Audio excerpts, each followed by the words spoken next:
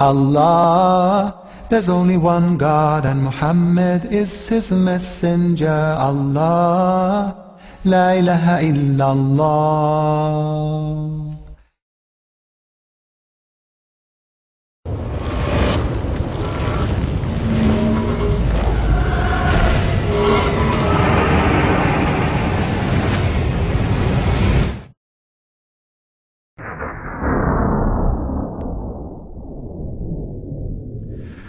Item number 6 on the list is the statement where a person says, I am a good person, and I'll put good in quotes. I am a good person, I don't steal, I don't cheat, I don't hurt other people, I don't kill people, I don't do all of these bad things. Why can't I go to heaven? Good question. Then the person will add further some cherry on top, and he will say that, Allah has asked us to do hukukul ibad and hukukullah, and he said that he can forgive hukukullah but he cannot forgive hukukul ibad. So I am doing good to people, I don't need acts of ibadah, I am free from the acts of ibadah, I can leave hukukullah but I am good with hukukul ibad. So I am good to people, I am kind to people, I am nice, I am honest, and all of these things. So first of all, when this person says that I am good, we must define what is good. Good in itself is a very abstract term. What is good for one person may be bad for another person. Like they say, that one man's terrorist is another man's freedom fighter. So what you might call good might be something hateful to another person. So who is going to define this good? Who is going to tell you that this is good and this is bad, and all of these things? The only person, the only being, the only one responsible to legislate what is good and what is bad is the creator of the heavens and the earth, who made you. He knows your psyche, he knows how you operate. He can legislate what is good and he can legislate what is bad. So we put our trust in Allah and we say, Allah, you tell us what is good and what is bad. And all we need to do is to look into the Quran to find out what that is. Now there are two types of good deeds. The first type of good deed are the ethical deeds. Being honest and good to your neighbors and not hurting other people and all of these things. This is a very good quality that a person should have, to be nice and ethical towards not just human beings but animals and even plants. Then the second good deed, type of good deeds, are your rights towards Allah or your acts of ibadah. These are good deeds which Allah has mentioned specifically in the Quran, that these are good deeds. Allah is pleased with these things. So the person who says that, does Allah really need my prayers?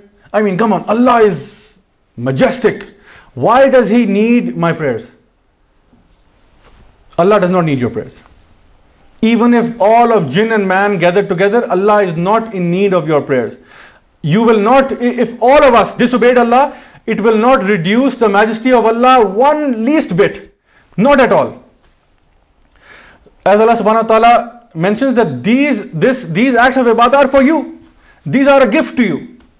For example, in Surah Al-Ankabut, chapter 29, verse 45, أتل ما أوحي إليك من الكتاب وأقم الصلاة إن الصلاة تنهى عن الفحشاء والمنكر ولذكر الله أكبر والله يعلم ما تصنعون.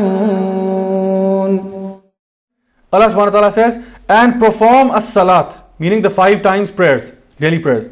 Verily, as-salat prevents from al-fahsha, the great sins, and al-munkar, the disbelief. So this is for you. It's not for Allah. It's for you. It's to protect you and to save you from these bad deeds which will cause you to enter hellfire. I'll give you an example. Imagine that you're going on an amazing jungle adventure for 1 year. And I tell you that, brother, do me a favor and do 2 things every single day.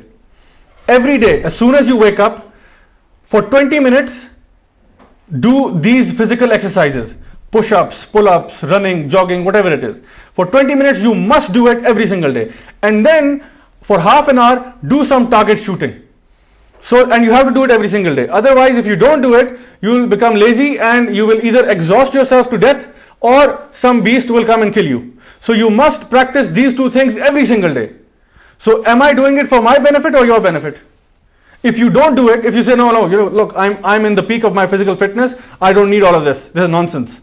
And you carry on, fine, you'll be fine for the first month, second month, third, 4th month, you might be dead. So likewise, Allah subhanahu wa ta'ala has given us food and nourishment for our soul.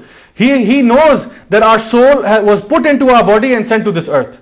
He has told us what are these spiritual exercises which we need to do every single day to keep our souls filled with nur and not make them black so that they end up in hellfire on the day of judgment.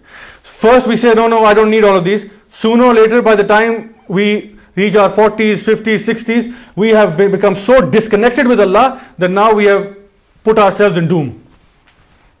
So we must remember who we are praying for. Remember, you're not doing favors to Allah by praying or doing any of these acts of ibadah. It is for your sake only.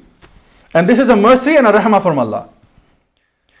The two types of people that you will find is, the first type is the person who does good deeds, but he has no belief or he does no acts of ibadah. So he's a good person. You'll find him to be all, very nice and honest, but he is not believing in Allah or he does not do acts of ibadah, even if he believes in Allah. The second type of person will be a very pious worshipper. He prays his salah, he does the hajj and umrah and all of these things, but when it comes to dealing with people, he's terrible.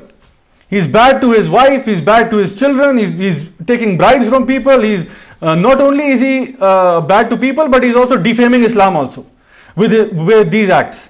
So he might call himself a namazi or a haji or a qari or whatever, but that does not make him a righteous person in the sight of Allah.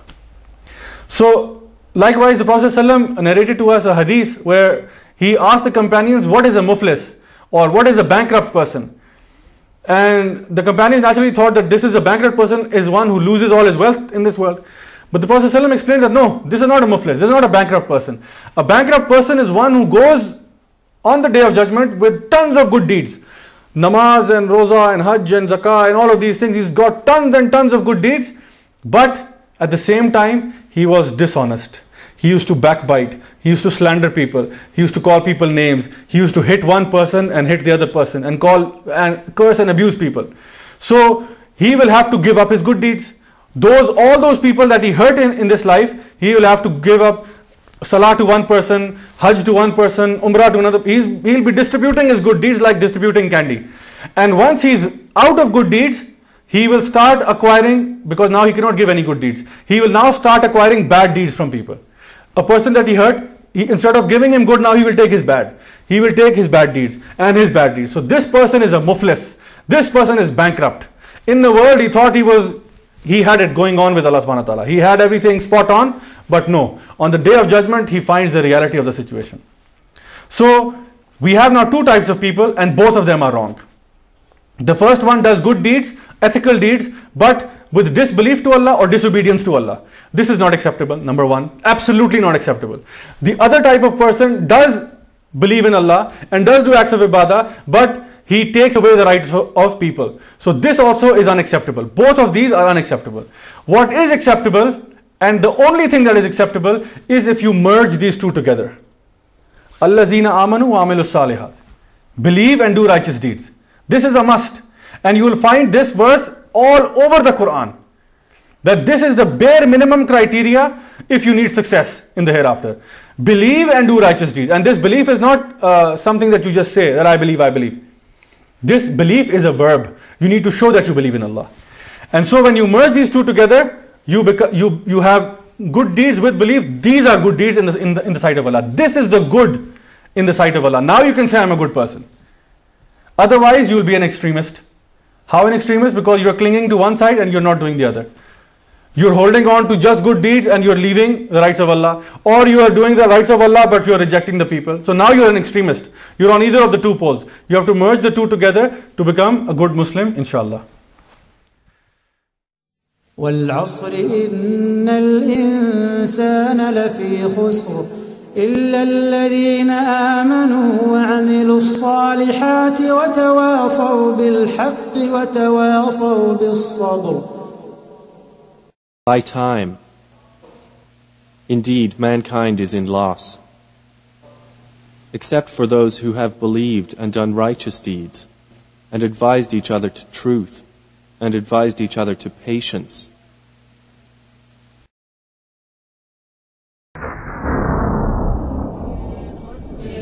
بالرشاد أشرقت